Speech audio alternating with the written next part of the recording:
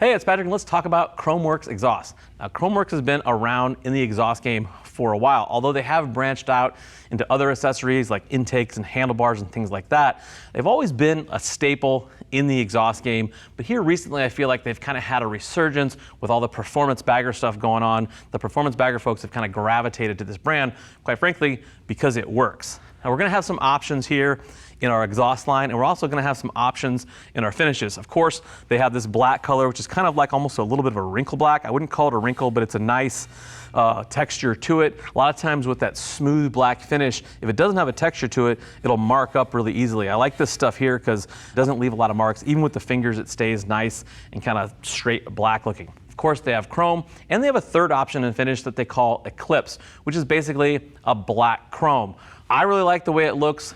Most people are probably going to gravitate to the standard black and the standard chrome. Now, huge range of fitments here, all the way back to Evos. Evo Sportster, Evo Bagger, all kinds of Evo models, all the way up through current Milwaukee 8 models, Softails, baggers, twin cam guys. Everybody's covered here, which means a wide range of pricing, anywhere from $400 all the way up to $2,000, depending on system and finish. What we're looking at here is basically their flagship system. This is the True Dual system with a set of mufflers available for basically any late model bagger. And while it has that True Dual look, meaning like two separate pipes, one for the front header, one for the rear header, there's actually a crossover in here. And that's where we start getting into the performance aspects of these exhausts. While that True Dual look is what everybody wants and looks really cool, you actually need this crossover in here. Really, no matter if you have a stock bike or a modified bike, that crossover is very important to getting the best kind of mid-range performance out of that. And I really like the way they did that. They kept that clean. The other nice thing is these are stepped headers. You know, it starts with the stock 1 3/4 up here, it moves to 1 7/8, and eventually to 2 inch down here before it goes into the muffler. And kind of with any kind of performance, whether it be automotive or motorcycle performance, those stepped headers are really, really important. The other nice thing is we have two different sets of bungs for the O2 sensors. So if you're running the stock narrowband O2 sensors, you can just plug them right in. Or if you're running a wideband setup, the 18 mil widebands, which are on kind of like the more upper echelon performance tuners, you can run those in there as well. There's no messing around. It's all set up for you, ready to go.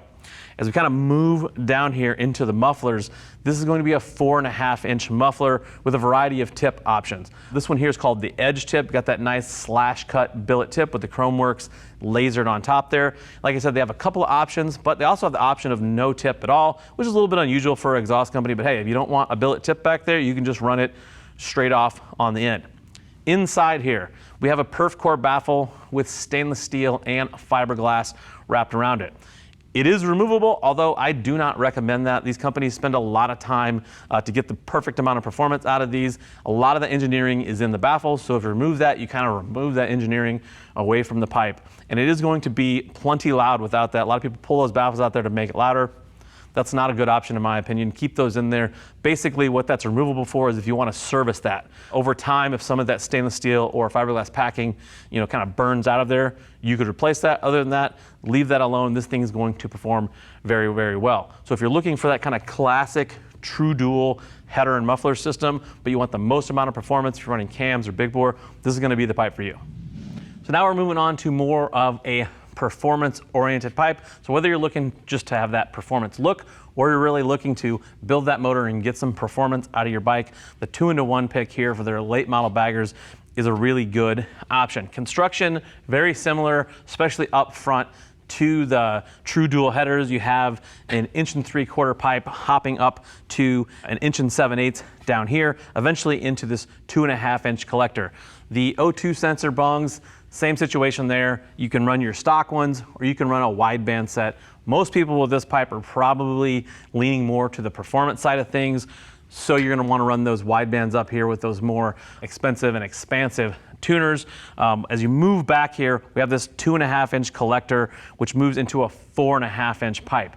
A lot of the same tech here, just in a little bit different design. If you see, there's no tip on this one here. I kind of like that look. It's a little bit more bare bones, but you still have those options for those same tips that come On the true dual systems, whether it be a slash cut or the straight off cut with a little bit of engraving on the back, you're going to have the black tip with the Khrome Werks logo on the top available for all of these. This does come in chrome black and the Eclipse color. Man, I really like the satin black color. They did a great job with this.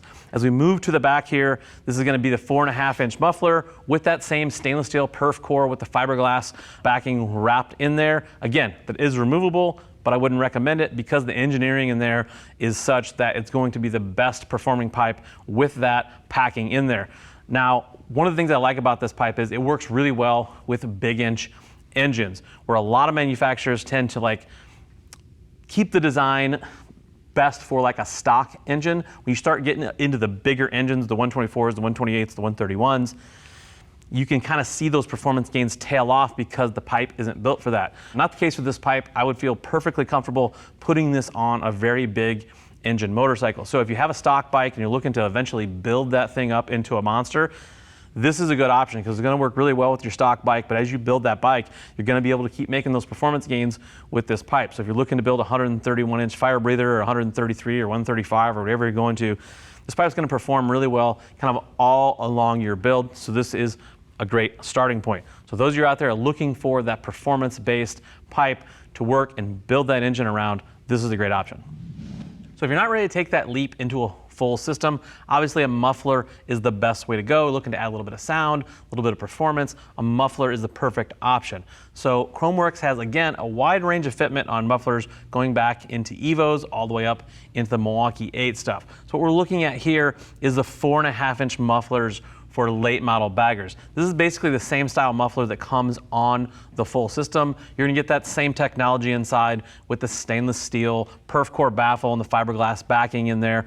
And interestingly enough, on the late model baggers, Khrome Werks is saying 12% increase in torque and a 7% increase in horsepower, which realistically is a pretty big bump considering you're breathing through those really kind of crappy stock head pipes with a big catalytic converter in there. So decent numbers.